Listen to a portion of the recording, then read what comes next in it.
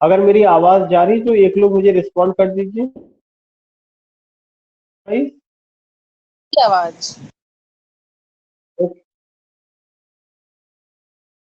या आज की क्लास में हम लोग जो बात करेंगे वो हैरोल्ड पिंटर को लेकर के बात करेंगे। तो जीआईसी की क्लास में we are going to talk about Harold Pinter, क्योंकि अभी जब मैं एलटी की क्लास ले रहा था तो उसमें सुनील जी का था कि कुछ ऐसे राइटर्स जो उतना नहीं बात हुई है उस पे लेकर के बात कर लिया जाए। तो हैरोल्ड कुछ इम्पोर्टेंट पॉइंट मैं आपको शेयर कर रहा हूँ, जस्ट शेयरिंग माई स्क्रीन। जो जो बातें हो रही या करते चलिएगा। अपना शार्ट में नोट करिएगा, किताब में देख लीजिएगा। एक तो सबसे इम्पोर्टेंट पॉइंट कि हम लोग जो बात करने चल रहे हैं किसको लेके बात करने चल रहे हैं, हैरोल्ड पिंटर को लेकर के। HAROLD, Harold Pinter, PINTER, Harold Pinter. Now when you talk about this man Harold Pinter, तो एक चीज ध्यान में रखना है कि वो एक ड्रामेटिस्ट से पहले ही was born in 1930, died in 2008। 1930 में उनका जन्म हुआ था, 2008 में उनकी मौत हुई थी। और जो एक इम्पोर्टेंट पॉइंट है, he got Nobel prize for literature, Nobel prize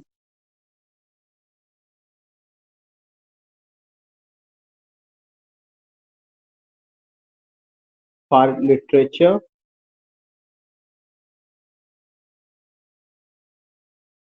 in 2005। उनको जो लिटरेचर है, लिटरेचर का नोबेल प्राइज 2005 में मिला था। यह एक पॉइंट है जो आपको ध्यान में रखना है।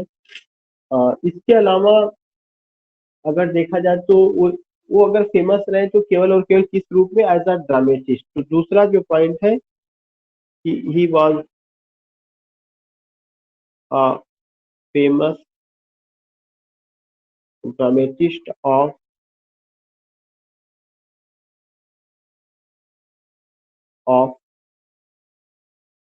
Modern and post modern ages, modern and post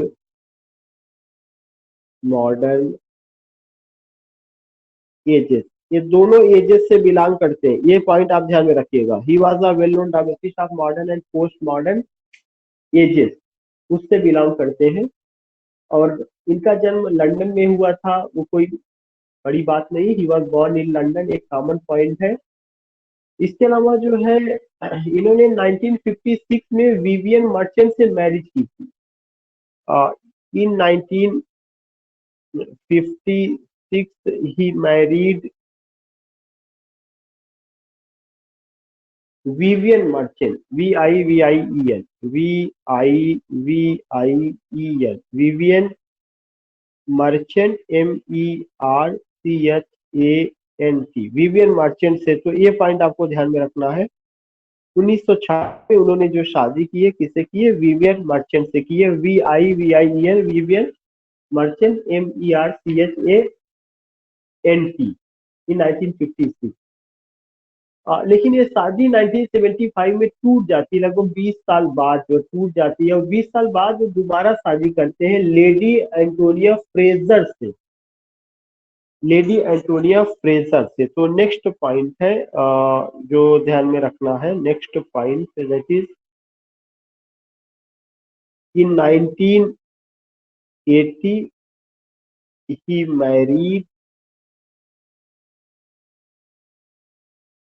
lady Antonia Fraser, he married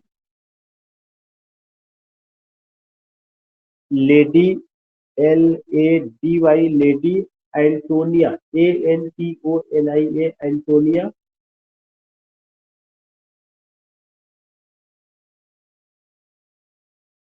Fraser, FRASER, lady Antonia Fraser से।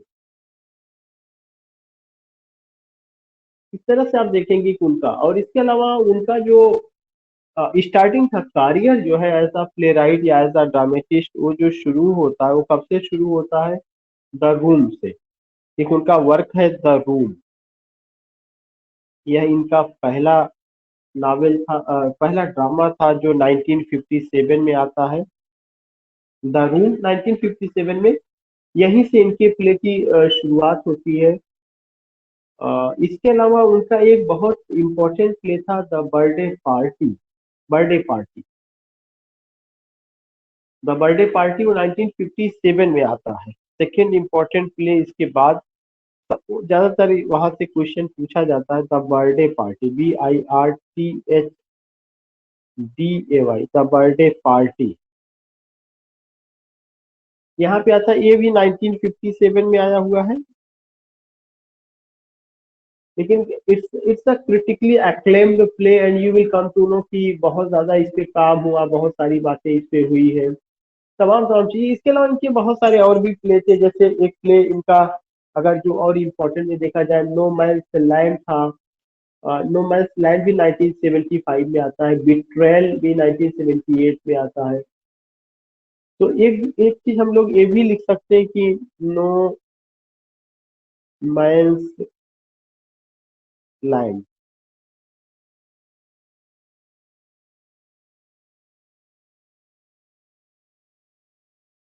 ये 1975 में नो मैन्स लैंड।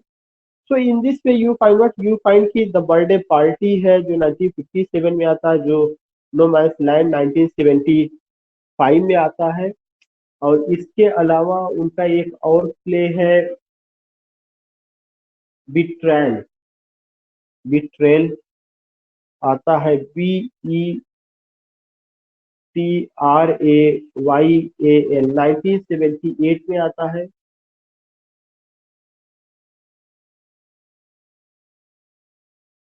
बिट्रेल 1978 में आता है। 2008 में इनकी मौत कैंसर से हो गई थी। तो all this things we find. और अगर देखेंगे कि इनके प्ले में क्या क्या चीजें हैं, ये तो हम लोगों ने प्ले को लेकर के बात किया कि ये प्ले रहा है, लेकिन इसके अलावा भी आपको उनका कुछ और प्ले ध्यान में रखना चाहिए। एक उनका प्ले है the home coming.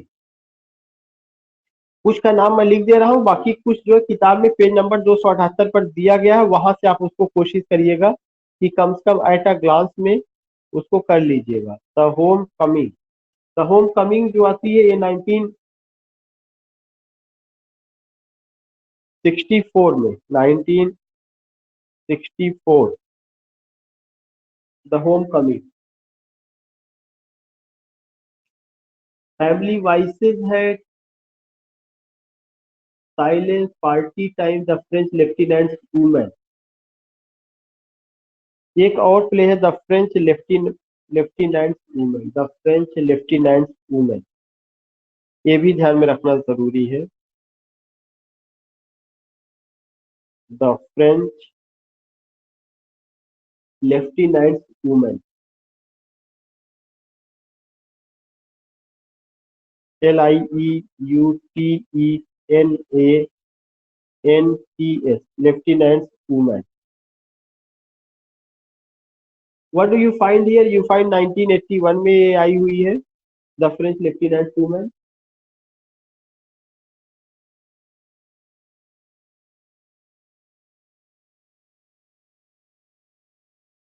All this things you see, all this things you find कि उनका रहा है, या इस पर हम लोग देख सकते हैं, बात कर सकते हैं। और भी उनके कुछ प्लेज है, लेकिन मेरी अपनी नजर में वो चीजें आपको जो है थोड़ा सा ये करना पड़ेगा कि आपको एक नजर में वो देखना पड़ेगा। किताब में दिया गया है जो और एक इनका प्रोस फिक्शन रहा, टेस्ट। टेस्ट जो है इनका प्रोस फिक्शन रहा, ये 2000 में आई हुई है। Test was the prose fiction. तो ये टेस्ट को आपको प्रोस फिक्शन के रूप में देखना है।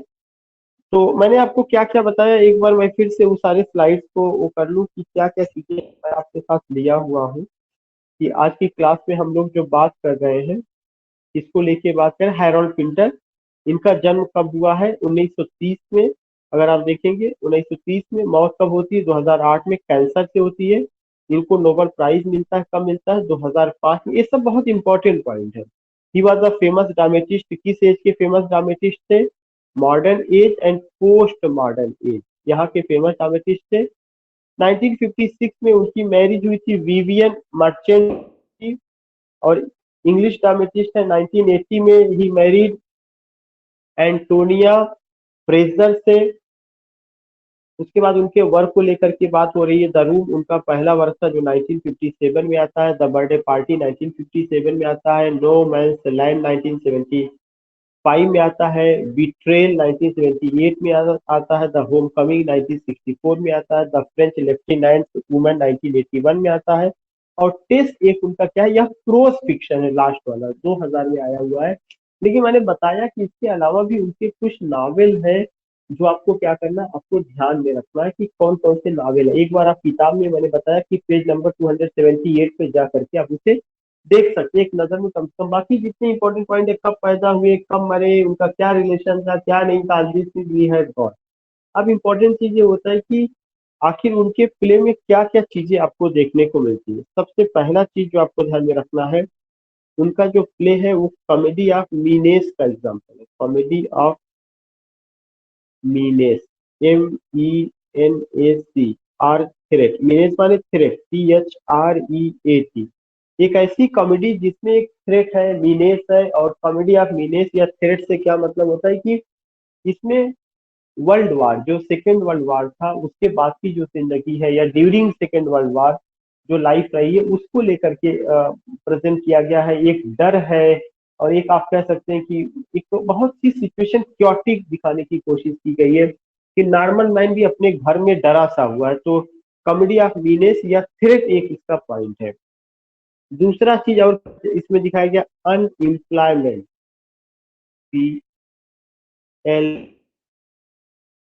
PLEMENT। तीसरा चीज क्या दिखाया गया, पेन, स्टेन, ट्राउमा, डिसऑर्डर। पेन दिखाया गया, स्टेन दिखाया गया, ट्राउमा दिखाया गया, डिसऑर्डर दिखाया गया कि मेंटली ज्यादा कैरेक्टर डिस्टर्ब है, उनकी लाइफ पेन, स्टेन, ट्राउमा, डिसऑर्डर, यह तीसरा पॉइंट है जो दिखाया जाता है। ये चीज आपको किताब में नहीं मिलेगा, लेकिन मैं आपसे यहाँ से शेयर कर रहा हूँ क्योंकि ये उनकी खासियत है इनकी। चौथा पॉइंट क्या दिखाया गया है, अनरेस्ट एंड एंजाइटी दिखाई गई उनके प्ले में। बेचैनी की हालत दिखाई गई। पांचवा पॉइंट क्या दिखाया गया है, लाइफ इज मीनिंगलेस।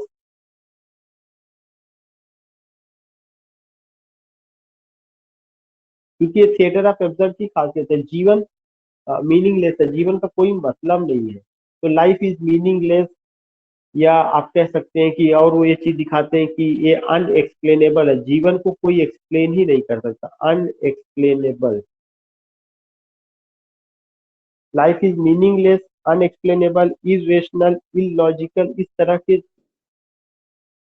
हमें देखने को मिलेंगी। Irrational, illogical.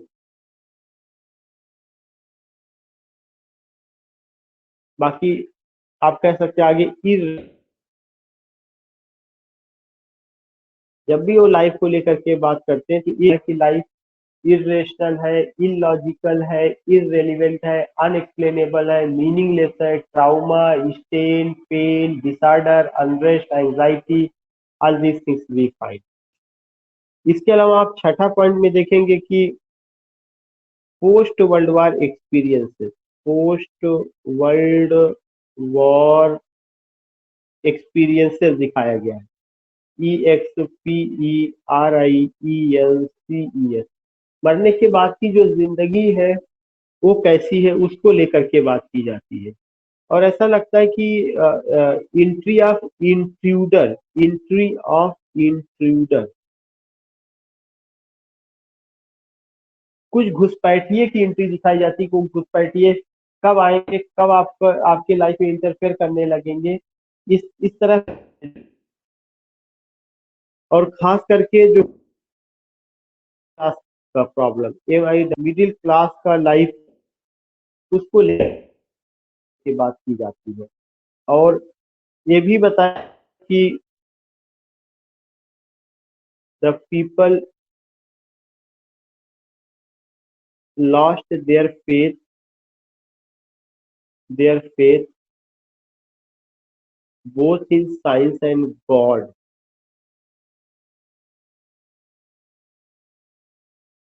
लोगों का विश्वास ना विज्ञान में रहता है ना गॉड में, क्योंकि साइंस में ज्यादा विश्वास किए तो 2 वर्ल्ड वार का सामना उनको करना पड़ा।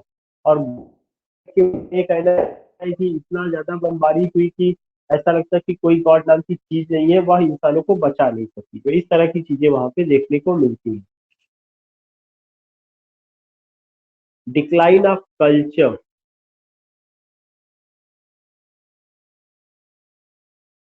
Decline of culture and civilisation. Culture और सिविलाइजेशन जो रेशनल क्रिएचर ऑफ गॉड, तो मैन सुपीरियर है, ऑल दीज थिंग्स, इन सब चीजों क्या किया गया है, decline of culture and civilisation. मैंने कर क्या है, कल हम जो है क्या करेंगे, इनसे किसी एक प्ले को लेकर बात करेंगे। मुझे भी